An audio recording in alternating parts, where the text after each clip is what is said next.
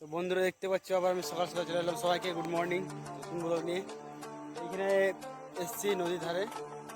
এখানে দেখতে পাচ্ছ, তোমাদেরকে একটা জিনিস দেখাবো। এই দেখতে পাচ্ছ, এটা কি ফুলের গাছ? তোমরা কমেন্ট করে বলবে এটা কি ফুলের গাছ। খুব সুন্দর লাগছে দেখতে, তুমি দেখে নাও। দেখে নাও, কালারটা খুব সুন্দর।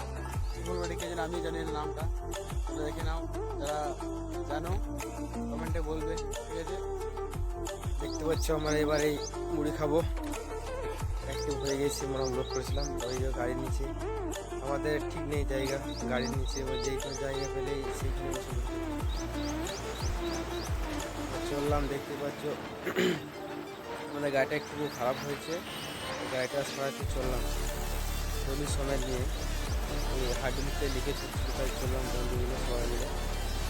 তখন বন্ধু এখন চালাচ্ছি, তোমরা দেখতে পাচ্ছ ওটা হাইপার হয়ে গেছে, এখন চালাতে পারে। চললাম, তো এই দেখতে পাচ্ছ এইখানটা,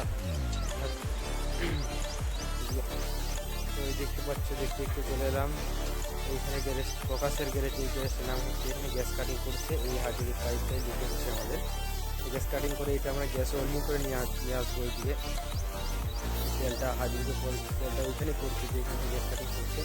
তোমরা দেখতে পাচ্ছি কেমন কাটিং করছে, খতরনাকভাবে কাটিং হচ্ছে গাইস। লোহাতে আগুন ধরে যাচ্ছে গাইস, তোমরা দেখতে পাচ্ছ খতরনাক আগুন। গ্যাস কাটিং হচ্ছে এইটাই,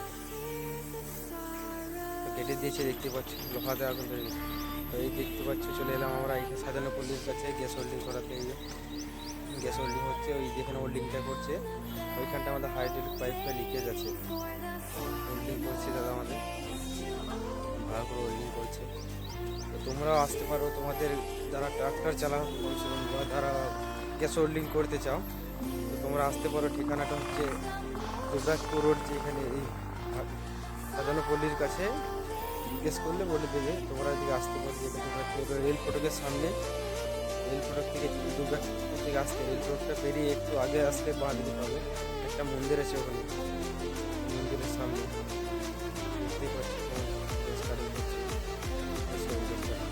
গ্যাস হোল্ডিং করছে।